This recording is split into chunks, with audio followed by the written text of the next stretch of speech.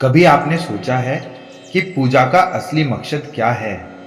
क्या सिर्फ माला फेरना, मंदिर जाना या मंत्र बोलना ही पूजा है?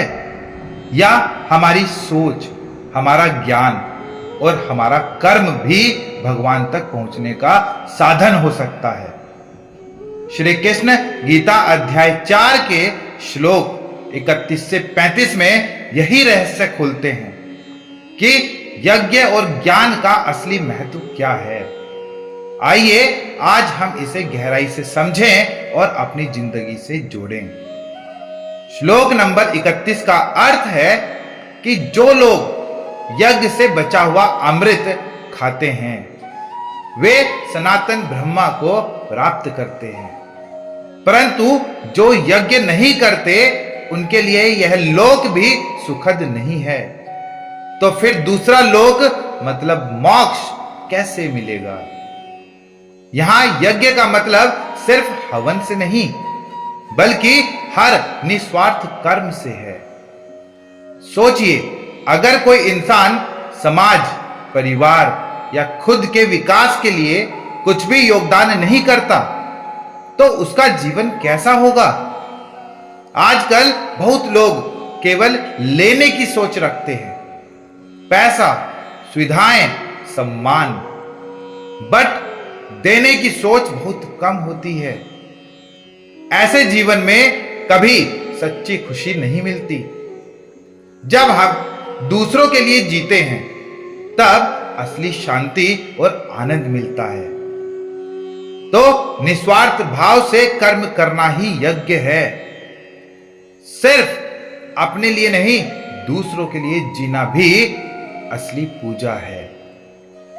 श्लोक नंबर 32 का अर्थ है कि इस प्रकार ब्रह्मा के मुख से अनेक प्रकार के यज्ञ प्रकट हुए हैं। जान लो कि ये सब कर्मजन्य हैं और इन्हें जानकर तुम बंधनों से मुक्त हो सकते हो।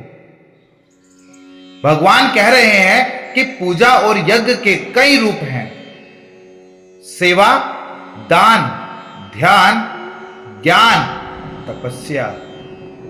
अक्सर लोग सोचते हैं कि पूजा बस एक ही तरीके से हो सकती है, लेकिन असल में हर सच्चा कर्म अगर निस्वार्थ है तो वही पूजा है। आज के समय में अगर आप किसी गरीब की मदद करते हो, बच्चों को शिक्षा देते हो, किसी का दुख बांटते हो, यह भी उतना ही बड़ा यज्ञ है जितना हवन करना। पूजा को केवल एक क्रिया तक सीमित मत रखो। अपने कर्मों में निस्वार्थ भाव लाकर हर पल को पूजा बना दो। श्लोक नंबर 33 का अर्थ है कि हे अर्जुन, सामग्री से किए गए यज्ञ से ज्ञान का यज्ञ श्रेष्ठ है, क्योंकि सभी कर्म ज्ञान में ही पूर्ण होते हैं। अक्सर लोग पूजा पाठ में सामग्री पर जोर देते हैं, फल, फूल, नारियल, चढ़ावा, पर असली पूजा केवल सामग्री में नहीं होती। मान लीजिए आप रोज मंदिर जाते हो, नारियल चढ़ाते हो, लेकिन गुस्सा, ईर्ष्या, लालच भीतर से कम नहीं होते, तो क्या पूजा का असली फल मिला?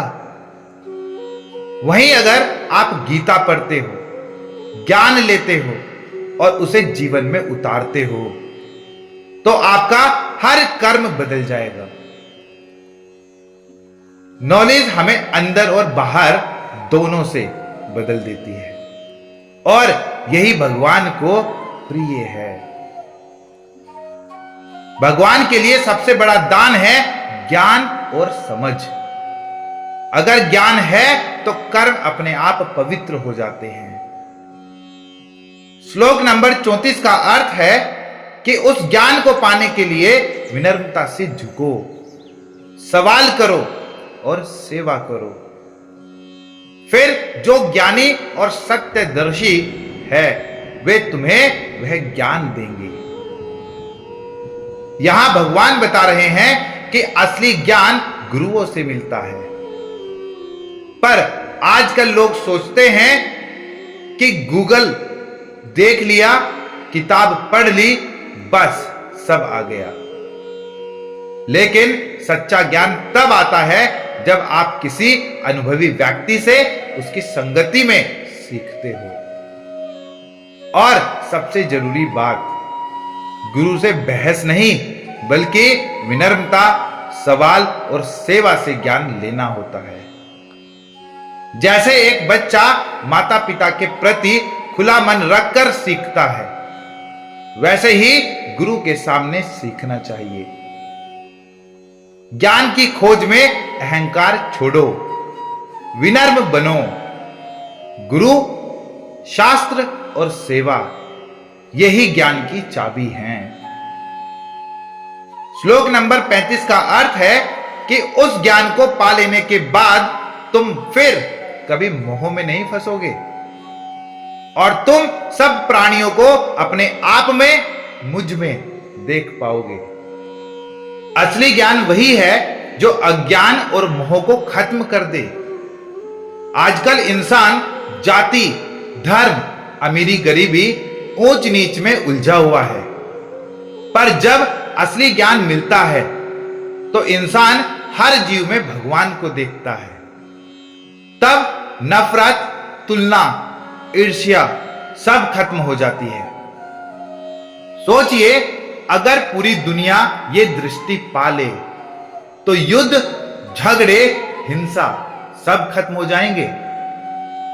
यही असली आध्यात्मिक क्रांति है। सच्चा ज्ञान मोह को तोड़कर एकता की भावना लाता है। यही ज्ञान हमें भगवान से जोड़ता है।